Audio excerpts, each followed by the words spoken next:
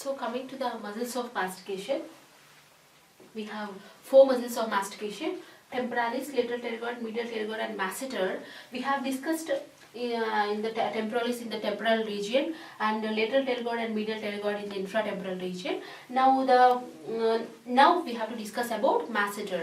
Masseter is also important muscles of one of the important muscles of mastication, and the masseter, it arises by 3 heads: superficial head, middle head and deep head.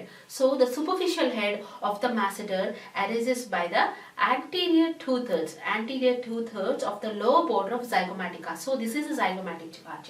We can palpate the zygomatic arch here, right? So this is the zygomatic arch. So the superficial head of the masseter, it arises from the anterior two-thirds of the lower border of zygomatic arch. Okay. So that is the origin of superficial head of masseter.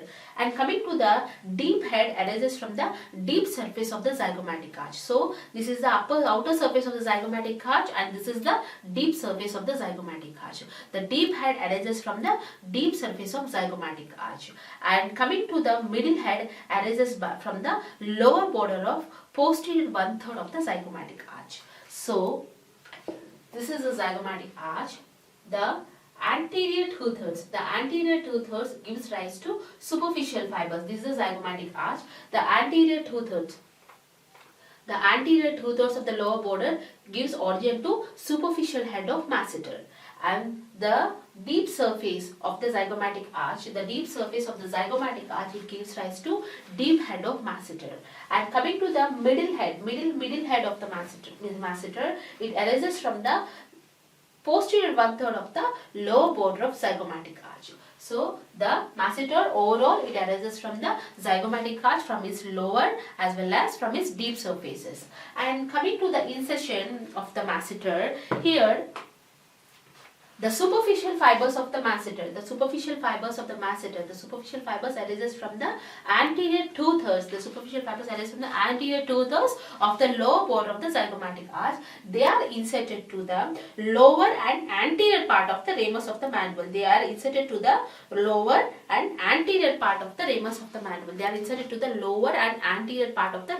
mandible. And coming to the middle fibers, they arise from the lower border of posterior 1/3 of the zygomatic arch. They are inserted here to the middle of the ramus of the mandible. Okay, and coming to the deep fibers, that is coming to the deep head, the deep fibers, they are inserted to the upper part of the ramus of the mandible. So the superficial fibers, they are inserted to the lower and anterior part. The middle fibers, the middle head arises inserted to the middle part of the ramus of the mandible, and the deep head, it is inserted to the upper and anterior part of the ramus of the mandible. So that's about the insertion of the masseter. The masseter, it is a strong elevator of the mandible. The action of the masseter, it is a strong elevator. It causes strong elevation of the mandible. So it is a strong elevator of the mandible.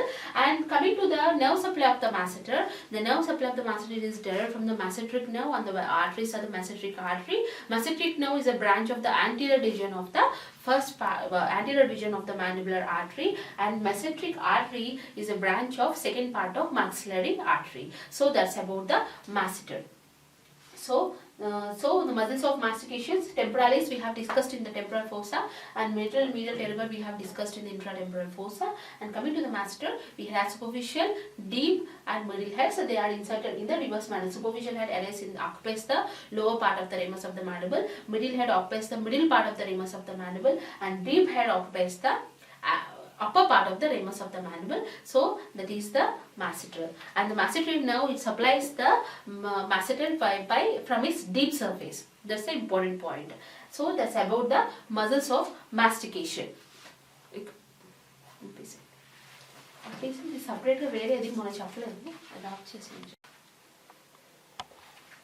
So coming to the anterior median structures of neck.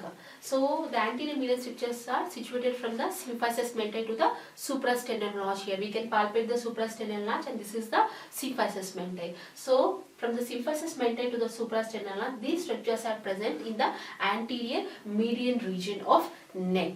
So starting from the above, we have symphysis mentae. From the symphysis mentae, we have median raphe is there, that is mylohyoid raphe, which gives attachment to the mylohyoid muscle. Mylohyoid raphe, it gives the insertion of mylohyoid muscle. This is the mylohyoid muscle which forms the floor of the mouth. The mylohyoid muscle on both sides forms the floor of the mouth. We call it as diaphragma oris, and we also send the anterior belly of digastric. Anterior belly of digastric arises from the digastric force of the mandible, and the mylohyoid muscle arises from the hyoid bone. So from the symphysis mentae, we have a median raphe where the mylohyoid muscles get inserted. These mylohyoid muscles, they form the diaphragma oris. And coming to the hyoid bone, we can palpate the hyoid bone deep to the just below the symphysis mentae. And coming to the hyoid bone has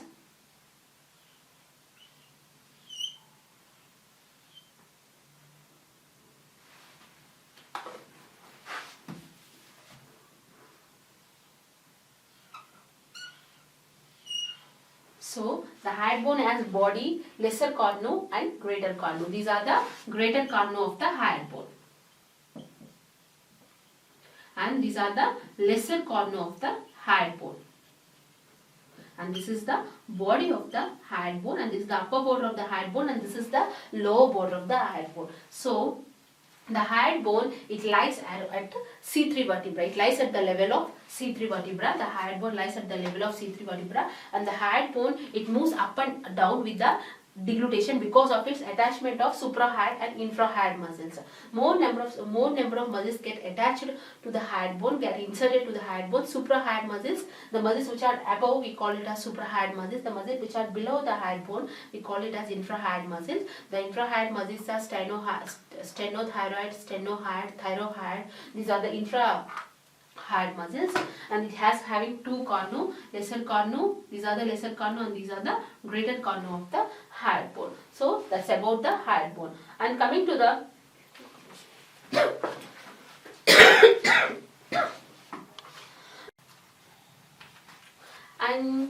the hyoid bone, it gives attachment to suprahyoid and infrahyoid group of muscle, and this is the thyroid cartilage. And this is the thyroid cartilage. This is the lamina of thyroid cartilage, and the lamina of the thyroid cartilage, they can meet in the center. We call it as Adam's apple. Adam's apple, it is more prominent in males. We call it as laryngeal prominence also. The two lamina of thyroid cartilage, they meet here, and it is called laryngeal prominence, which is more prominent in males. This thyroid cartilage, it lies at the level of C4. It lies at the level of C4 and C5 vertebra. It lies at the level of C4 and C5 vertebra, and thyroid membrane is there in between the hyoid bone and the thyroid cartilage. This is the thyroid cartilage, and this is the hyoid bone, and this is the hyoid bone, and this is the thyroid cartilage. Thyroid membrane extends from the upper border of thyroid cartilage to the upper border of hyoid bone. So that is the thyroid membrane. This thyroid membrane, which is pierced by internal laryngeal nerve and external laryngeal artery. This thyroid membrane, which is pierced by internal laryngeal nerve and external laryngeal artery. And from the thyroid cartilage, we have cricoid cartilage is here. Cricoid cartilage, it is like a signet ring shape, and from the cricoid cartilage to the thyroid cartilage, one membrane arises, that is called conus elasticus. On either side of the cricoid cartilage, we have pair of cricothyroid muscles are there. Cricothyroid muscles we have on either side of the cricoid cartilage. And from the cricoid cartilage, we can see trachea is there. Tracheal rings have started, and around we have seen the thyroid gland is here. The thyroid gland has two lateral lobes. This is the thyroid gland. You can see the thyroid gland is here. This is the thyroid gland. So the thyroid gland has two lateral lobes which are connected by a median isthmus. It lays opposite the tracheal rings C3, C4 and C5 tracheal rings. And sometimes the pyramidal lobe extends from the thyroid gland. From the pyramidal lobe, a fibrous extension takes place, that is called levator thyroid glanduli. And coming to the after thyroid gland we have tracheal rings are there, and we have a suprasternal notch is here. About the suprasternal notch we have anterior jugular veins which are connected by a jugular venous arch. So that's about the anterior median structures of the neck. We have mylohyoid muscle and median raphe, symphysis mentae, median raphe, hyoid bone, lesser carnal, greater carnal body, thyroid cartilage, thyroid membrane, conus elasticus, and tracheal rings. This is the isthmus of the thyroid gland, which is isthmus of thyroid gland connecting the two lateral lobes. These are the tracheal rings, and this is the suprasternal notch. So that's about the anterior median structures of neck.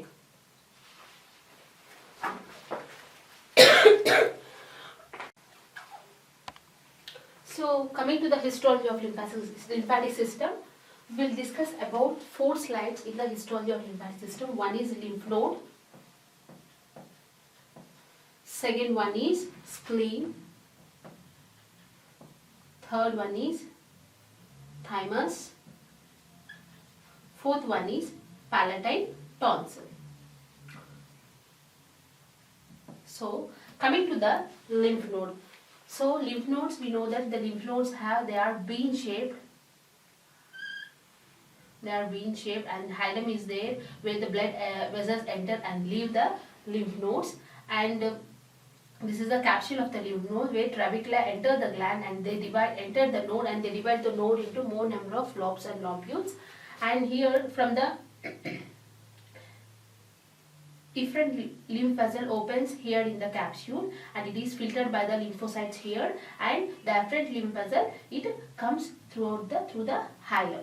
So coming to the, when we take the section of lymph node, it has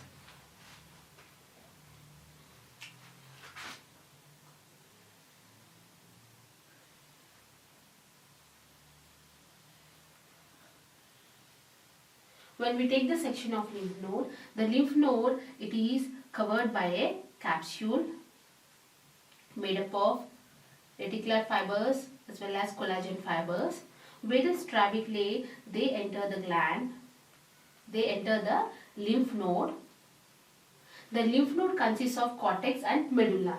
Cortex consists of lymphatic nodules, that means the lymphocytes, those are closely arranged, tightly packed, mature lymphocytes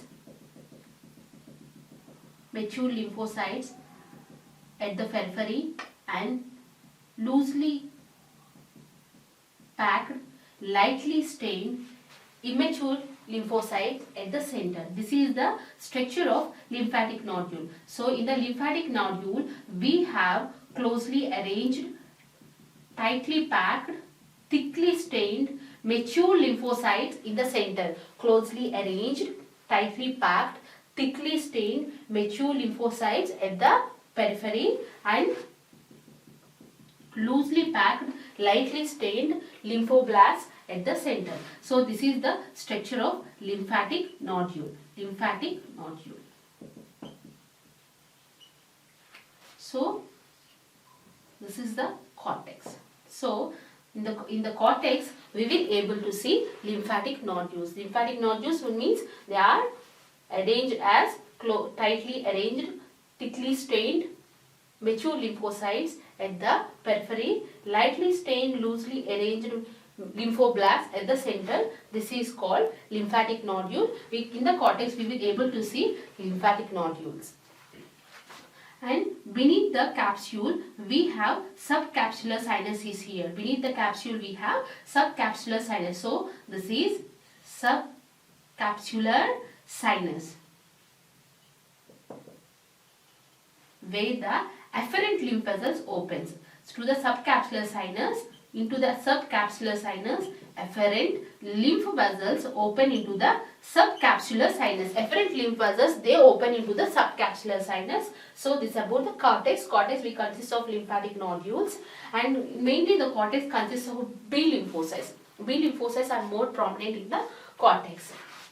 And coming to the medulla, in the medulla the lymphocytes they are arranged in cords. They are arranged with the lymphocytes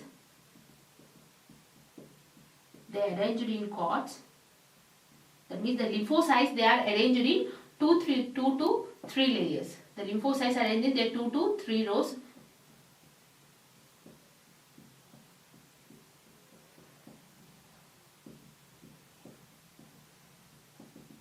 So in the medulla, we can see the lymphocytes, they are arranged in 2 to 3 number in rows, and they branch and anastomose with each other. They branch and anastomose with each other. In the medulla, we can see the medullary cords. Medullary cords are nothing but the lymphocytes, they are arranged in 2 to 3 rows. These are called medullary cords. Medullary cords. And this is the medulla. Okay, and in between the medullary cords, we will able to see the blood vessels.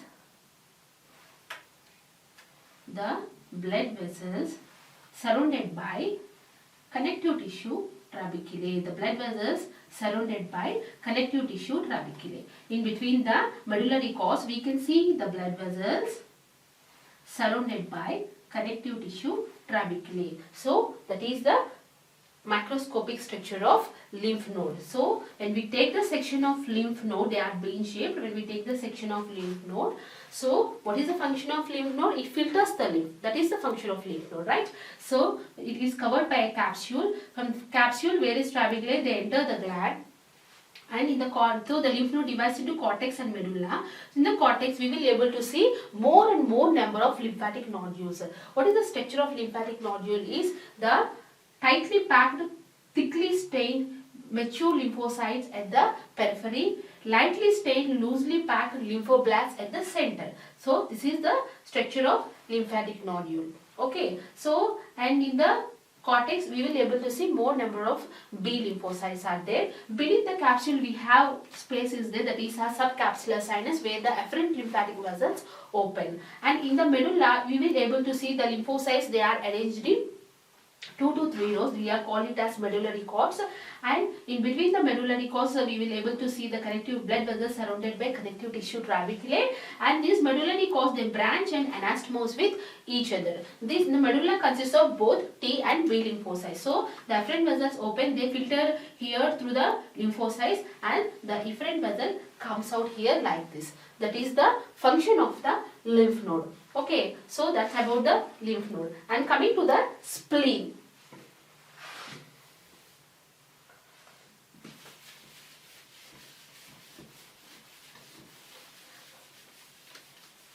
Coming to the spleen.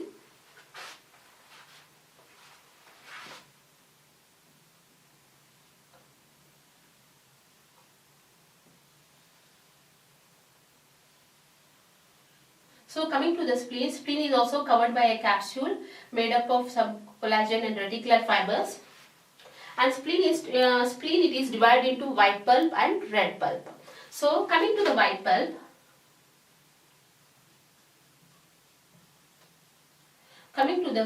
pulp, it consists of lymphatic nodule. You know the structure of lymphatic nodule. It consists of densely packed, thickly stained, mature lymphocytes at the periphery and loosely packed lymphoblasts at the center. So lymphatic nodules are seen and eccentrically placed arteriole is seen. So in the white pulp, we can see lymphatic nodules with eccentrically placed arteriole. We call this one as Malpighian corpuscle. We call this one as Malpighian corpuscle. So in the white pulp of lymphatic, so this is the white pulp, right? Unlike lymph node, we can't differentiate the spleen into this one is cortex and this one is medulla, because white pulp and red pulp, they are continuous with each other. Okay, they are continuous with each other and we can't differentiate. So the upper one is the cortex and the lower one is the medulla. We can't differentiate like that in the spleen. With the white pulp, is continuous with the red pulp. So in the white pulp, we will be able to see lymphatic nodule with eccentrically placed arteriole. And coming to here also, lymphatic nodule with eccentrically placed arteriole. We call it as Malpighian body or Malpighian corpuscle. Malpighian corpuscle. We call it as Malpighian body. Comparatively, we call it as Malpighian body. And coming to the red pulp. In the red pulp, we can see more number of T and B lymphocytes.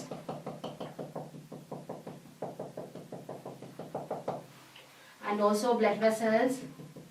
Some fibroblast cells are seen.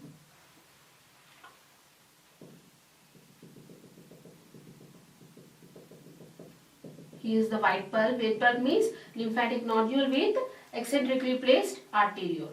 Lymphatic nodule with eccentrically placed arteriole. This is the white pulp. In the red pulp, we will be able to see more number of B and T lymphocytes are there, macrophages are there, and blood cells are there in the red pulp. So this is the red pulp.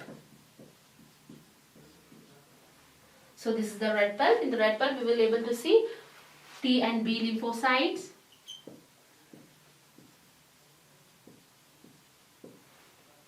some blood cells, macrophages, fibroblast cells are seen in the red pulp. So this is the red pulp. Okay. So these cords, they are arranged in these cells. They are arranged in cords. We call it as splenic cords of Billroth. These cells, they are arranged in cords. So we call it as splenic cords of Billroth. So that's about the spleen. So spleen is covered by capsule, and spleen consists of white pulp and red pulp. White pulp means lymphatic nodule with eccentrically placed arteriole. We call it as Malpighian body. And coming to the red pulp consists of T and B lymphocytes, blood cells, macrophages, and fibroblast cells. And these cells, they are arranged in cords. We call it as splenic cords of Billroth. And one more thing is the red pulp surrounding the lymphatic nodule. The red pulp which is surrounding the lymphatic nodule, we call it as marginal zone. The red pulp which is surrounding the lymphatic nodule, the red pulp which is surrounding the white pulp, we call it as marginal zone. And in the spleen, in the white pulp, we can see open type of circulation we can see, and in red pulp we can see, like other organs, we can see closed type of circulation. Because what is open type of circulation means, here the blood vessels divide and the splenic artery divides, and finally it opens into a space which is surrounded by reticular cells, and from there the blood is filtered, and from there the blood is collected through sinusoids, which further forms the venules, veins, and forms the splenic veins. So the splenic artery which enters the trabeculae again divides into more number of branches, arterioles like that, and they finally ends in straight vessels called penicilli, and penicilli they form so the splenic artery again divides into more number of branches, and the last branch is the straight vessel, we call it as penicilli, and the penicilli from the localizer thickenings are there, we call it as ellipsoid, and from the ellipsoid dilates we call it as the smallest branch of arteriole dilates, we call it as ampulla, and this ampulla it opens into space surrounded by reticular fibers, and from here sinusoids arise and they form the trabecular vein, which further unite to form splenic vein. So open type of circulation is seen in the white pulp. Open type of circulation means the blood here, it directly enters the blood here from the splenic artery, directly it enters into a space surrounded by the reticular fibers, and from this space the blood is carried out by sinusoids. So that's why it is called open type of circulation is seen in white pulp. So that's about the spleen. And coming to the thymus.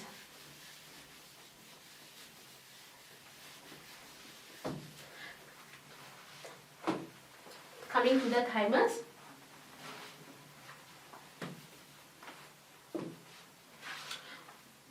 we can't see the thymus in your blood body source in a clear manner because thymus degenerates.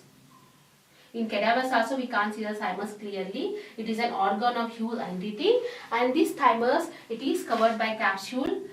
Various trabeculae, they enter the gland and divides the gland into more number of lobes and lobules. It is covered by capsule, and various trabeculae, they enter the thymus gland, it divides into more number of lobes and lobules.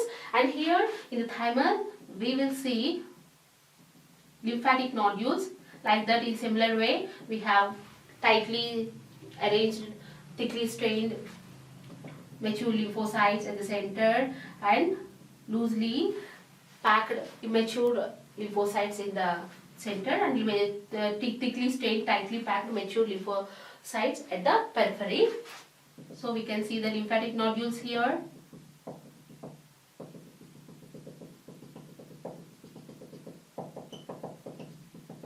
Lymphatic nodules are present in thymus. Along with the lymphatic nodules, we can see Husserl's corpuscles are seen in thymus. Husserl's corpuscles. This is the outer part, we call it as cortex in thymus. Each lymphatic nodule divides into cortex and medulla. The upper part we call it as cortex. That means which consists of thickly stained, tightly packed mature lymphocytes at the periphery and loosely packed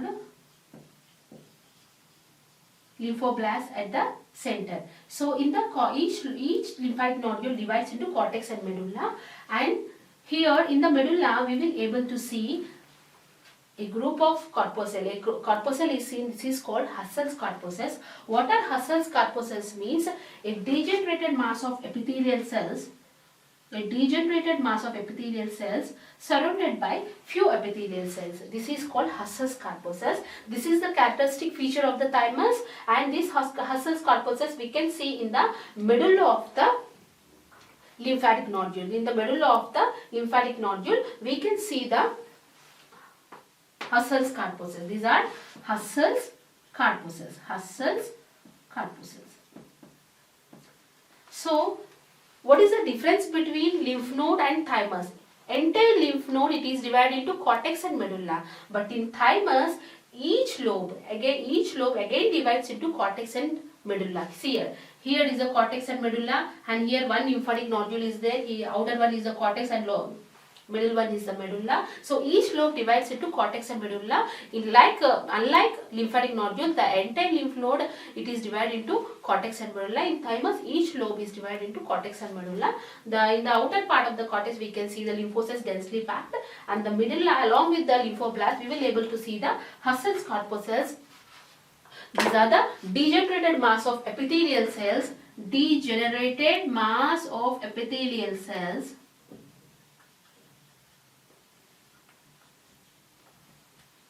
Epithelial cells surrounded by few epithelial cells. Surrounded by few epithelial cells.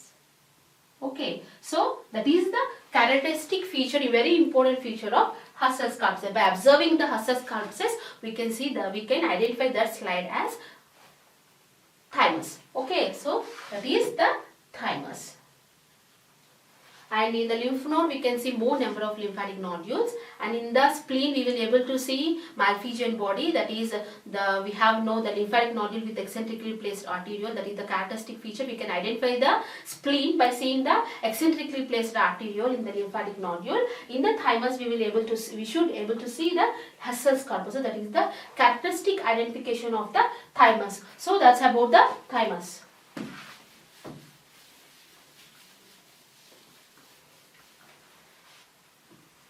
And coming to the palate and tonsil, we know that palate and tonsil, they are situated in the tonsillar crypts between the styloglossal fold and stylopharyngeal fold. Okay, palatoglossal fold and palatopharyngeal fold. Coming to the tonsil, it is lined by stratified squamous non-keratinized epithelium is there. Stratified squamous non-keratinized epithelium means we have base columnar cells, outer 3 to 4 layer of polyhedral cells, In the columnar epithelium, we have the cells are oval and the nucleus is oval and elongated. Outer 3 to 4 layers of polyhedral cells, and outermost layer is the squamous cells. So, thus the columnar epithelium, stratified squamous epithelium is seen in the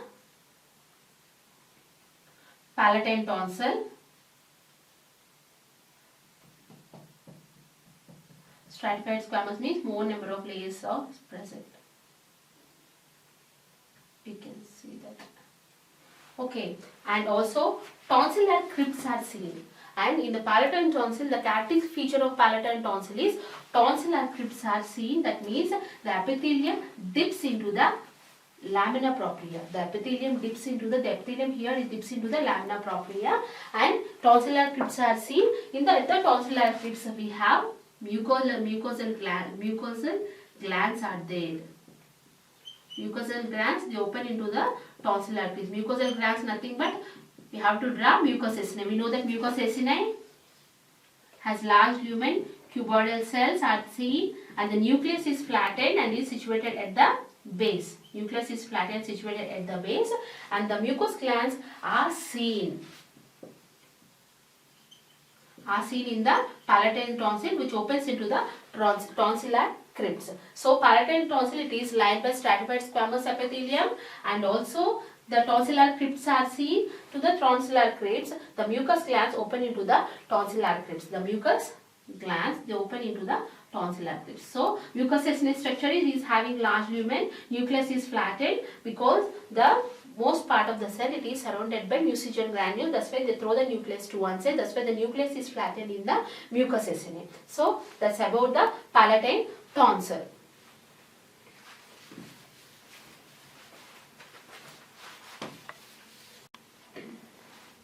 So now we are discussing about the histology of cardiovascular system. Histology of CVS, cardiovascular system. So under histology of cardiovascular system, we have to discuss about three slides. One is elastic artery or large size artery, muscular artery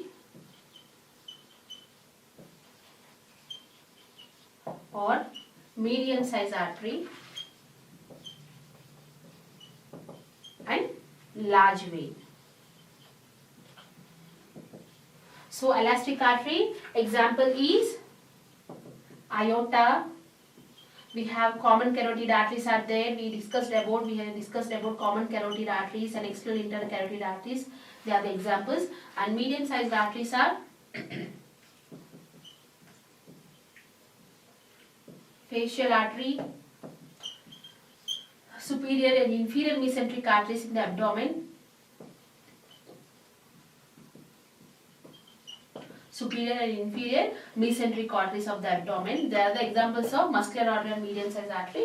Large vein example is inferior vena cava. So coming to the elastic artery.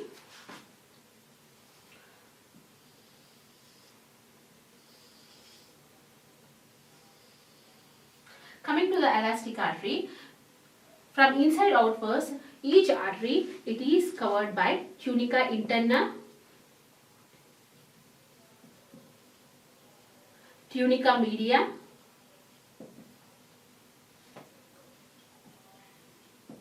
and tunica adventitia. Tunica adventitia. So, from inside outwards, each artery is covered by these three layers: tunica interna, tunica media, and tunica adventitia. From elastic artery, in the elastic artery, we have endothelial cells. We have endothelial cells resting on the basal lamina. We have endothelial cells resting on the basal lamina. And these endothelial cells, beneath the endothelial cells, we have some endothelial connective tissue is there, which consists of some fibroblasts and some fibers are there. And beneath that, we have internal elastic lamina is there. Internal elastic lamina. So these three constitute the tunica interna. These three constitute the tunica interna. The endothelial cells resting on the basal lamina, these are the endothelial cells. Endothelial cells resting on the basal lamina, and beneath that we have subendothelial connective tissue, subendothelial connective tissue, and internal, this is the internal elastic lamina. So these three constitute the tunica interna. Endothelial cells resting on the basal lamina, subendothelial connective tissue, and internal elastic lamina. Coming to the tunica media of large artery. Large artery means aorta. During diastole, when the blood pumps through the heart, that means their arteries have the capacity to distend. That's why the large arteries have more number of elastic fibers in the tunica media. So tunica media consists of more number of elastic fibers. More number of these layers, sometimes up to 50 layers of elastic fibers layers are present. So this is more in tunica media. We can see more number of elastic fibers are seen in the tunica media of the large artery, and occasionally some smooth muscle fibers are also seen. Smooth muscle, how can we draw smooth muscle cell? The smooth muscle cell can be drawn like this. Spindle shaped cells with tapering ends, and the nucleus, it is situated at the center, and it is oval and elongated. So this is the structure of smooth muscle cell, right? So in the tunica media, so this is the tunica media.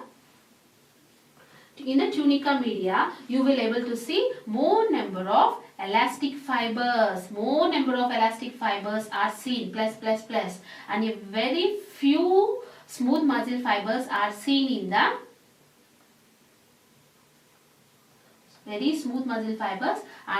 the tunica media. And coming to the next layer, that is tunica adventitia. In the tunica adventitia, we will able to see some connective tissue which consists of some diffusal lymphocytes are there, and fibroblast cells are there. Along with the diffuse lymphocytes and fibroblast cells, you will able to see vasa vasorum. Vasa vasorum means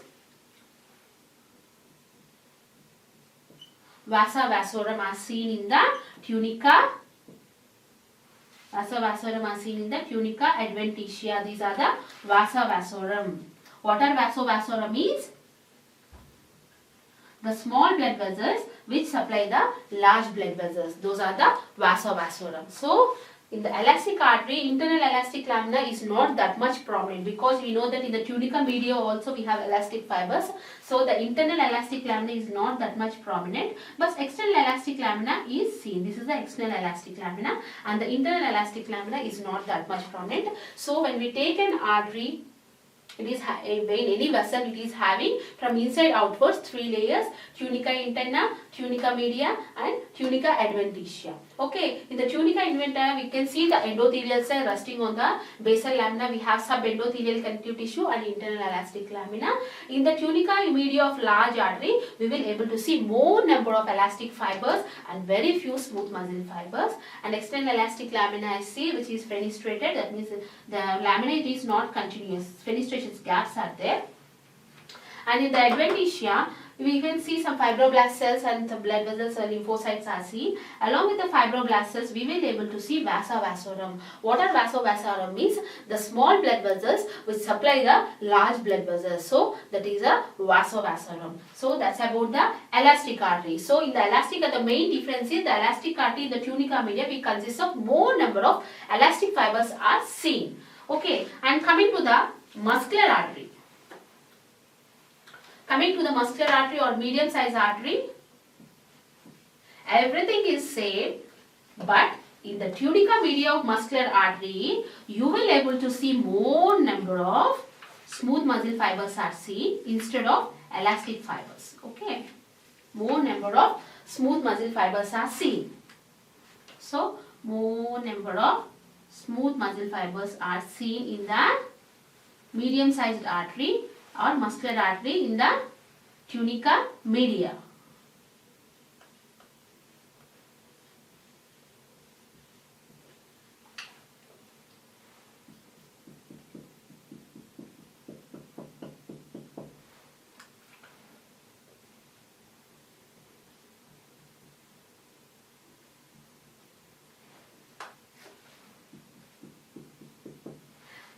And so this is the muscular artery. In the muscular artery, same the tunica interna, tunica media and tunica adventitia are same. The only difference is in the tunica media we consist of more number of smooth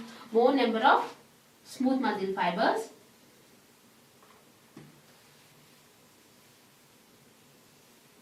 So we can see more number of smooth muscle fibers are more.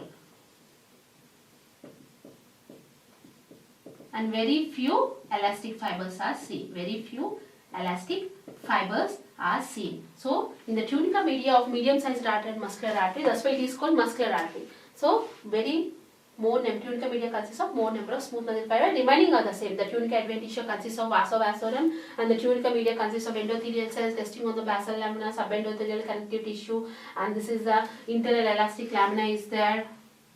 Internal elastic lamina and external elastic lamina, they are more prominent in the muscular artery. Internal and external elastic lamina, they are more prominent in the muscular artery. So, that's about the muscular artery or medium sized artery. Okay. And next one is the large vein.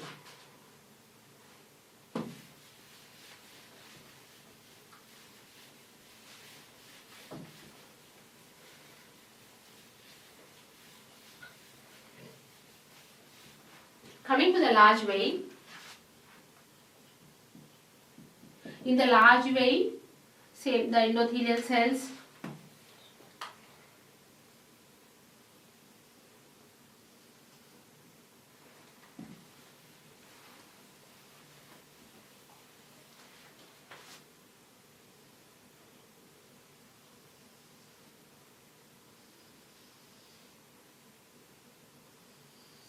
in the large vein, we can able to see similarly the basal lamina,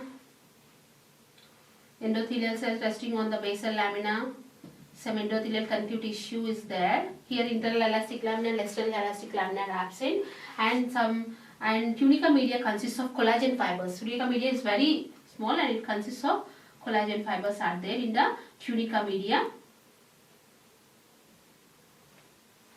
What is the characteristic feature of vein means it consists of more amount of tunica adventitia. So, this is the tunica adventitia.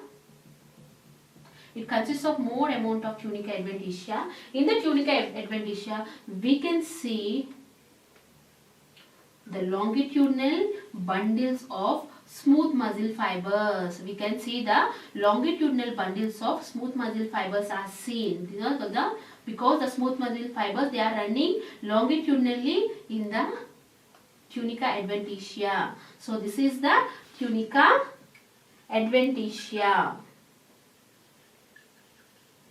Tunica media, tunica interna, and this is tunica media consists of collagen fibers.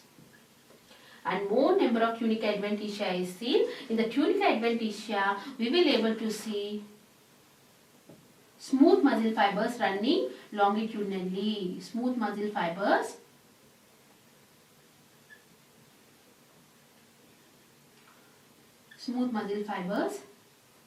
running longitudinally. So that is we can able to see smooth muscle fibers running longitudinally in the tunica adventitia. So in the large vein we will able to see tunica interna, tunica media are very less, and the tunica adventitia is more. It consists of smooth muscle fibers running longitudinally, and also along with it we can see vasa vasorum are also seen in the tunica adventitia of large vein. So these are the vasa vasorum. Vasa vasorum. So longitudinal sections of smooth muscle fibers, they are seen in the large vein. Example is the inferior vena cava. So in the elastic artery we can see the tunica media, we can see more number of elastic fibers, and in muscular artery in the tunica media we will able to see more number of smooth muscle fibers, and in the vein, in the large vein we can see tunica adventitia consists of longitudinal sections of smooth muscle fibers are seen along with vasa vasorum. So that's about the cardiovascular system.